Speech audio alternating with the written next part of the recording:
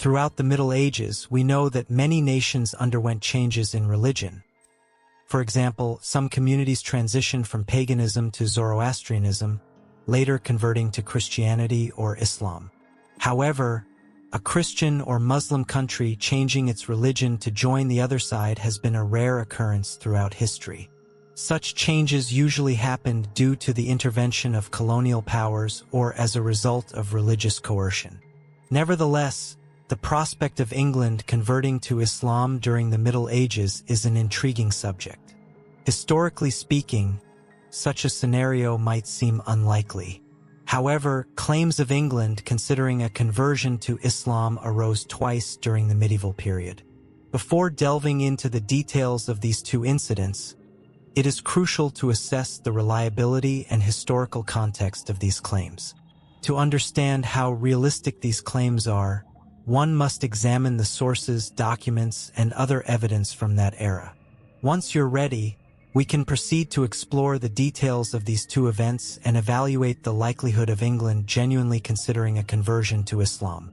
King Henry II of England, who ruled from 1154 to 1189, expanded his dominion to include Ireland, Wales, Scotland, and parts of France, strengthening England culturally and economically.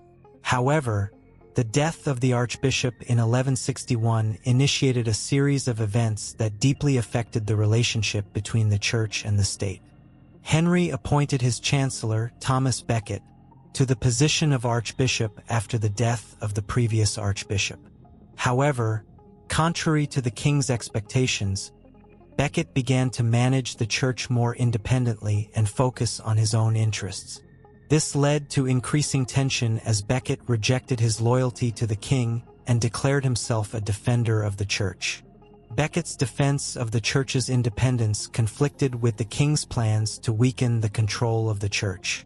This situation sparked a conflict known as the Mehmet dispute or Becket controversy.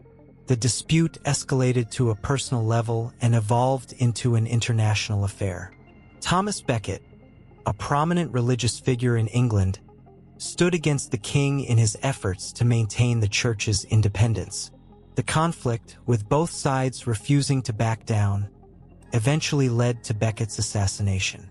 During this period, Nureddin Mahmud Zengi was the leader of the Zengid Sultanate, a wealthy Muslim state that ruled over Syria and Iraq.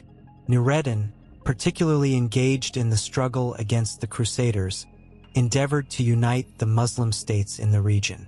He even went beyond his own region, sending letters to distant kingdoms, inviting their rulers to embrace Islam.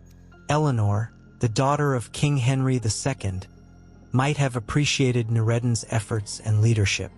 It is suggested that Nureddin sent a letter to Eleanor, urging the king's daughter to leave Christianity and threatening that if she did not accept, he would call upon his people to convert to Islam.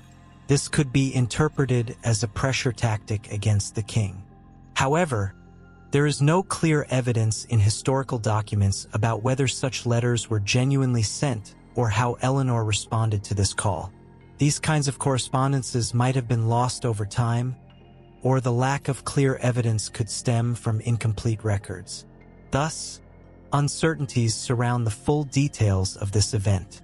While Nureddin Mahmud Zengi and King Henry II never met in person, historical records indicate that they engaged in correspondences. Nureddin invited Henry to convert to Islam and even sent a letter, urging the king to leave his daughter to him as a bishop. Otherwise, he threatened to call his people to convert to Islam. However, these events are known to have occurred after the tragic incident of the murder of Archbishop Thomas Becket in 1170. Becket's assassination heightened tensions between King Henry and the Church, resulting in increased power for the Church. After these events, Nureddin Mahmud Zengi's invitations and threats might have gained more significance. However, with Henry II's death in 1189, such speculations came to an end. The likelihood of Henry converting to Islam can never be known for certain, much like the low probability of such an event taking place. Historical sources suggest that Nureddin Mahmud Zengi's invitations might have been more strategic moves for diplomatic purposes or mutual interests. King John's decision to increase taxes in England to pay this substantial amount, leaving the people in hardship, intensified public discontent. Additionally, John's style of governance and arbitrary practices in the legal system drew criticism. Nobles and the church, especially, united to limit the king's powers and demand more rights and freedoms. During this process, the Magna Carta Great Charter document emerged. Signed in 1215, the Magna Carta served as an agreement limiting the king's powers and safeguarding the fundamental rights and freedoms of the people. This document provided a kind of guide against arbitrary government practices and paved the way for constitutional developments in the future.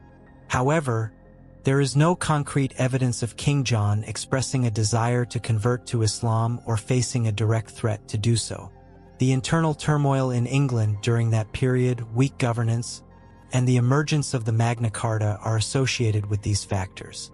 Claims of conversion to Islam often rely on speculation when not based on historical records. In 1212, when John faced difficulties and struggled to find allies in Europe, this period coincided with internal conflicts in the southern region of Morocco, known as Andalusia. However, historical documents do not provide clear evidence that John attempted to form an alliance with Muhammad during these internal conflicts. Political intrigues and power struggles among Muslim leaders in Andalusia contributed to the weakening of Muslim rule in Spain over time. During Muhammad's reign, Granada witnessed numerous civil wars and power struggles. At that time, Granada remained the last Muslim kingdom in Andalusia, representing the presence of Muslims on the Iberian Peninsula. However, internal disputes and power struggles among Muslim governments facilitated the progress of the Christian Reconquista. While it is suggested that John may have attempted to align himself with Muhammad in Andalusia for his own interests, there is no clear historical evidence to confirm this. Thus, the question of whether John directly formed an alliance with a Muslim ruler or considered converting to Islam remains uncertain. Given the lack of clear and reliable sources regarding these events, it is crucial to approach such claims with skepticism. If such a proposal was indeed made, it would have been a historical turning point, leading to significant social and political changes. Renouncing England's Christian identity would have sparked considerable opposition and conflict both domestically and internationally. Large segments of the population typically resist abandoning their traditional religions and transitioning to a new faith. In such a scenario, the king's decision would have caused significant social unrest, possibly leading to civil war. The country would have been divided both religiously and socially. Simultaneously, there would have been serious repercussions from the Catholic Church and other Christian states. Excommunication by the Pope, deterioration of diplomatic relations with other Christian nations, and potentially entering into wars would isolate England. This would have been a complex and turbulent period for England. However, if the story you mentioned relies on information from a single source and has not been corroborated by other contemporary sources, it is essential to be skeptical about its accuracy. Throughout history, various legends, myths, and speculations have emerged, prompting historians to scrutinize and evaluate numerous sources.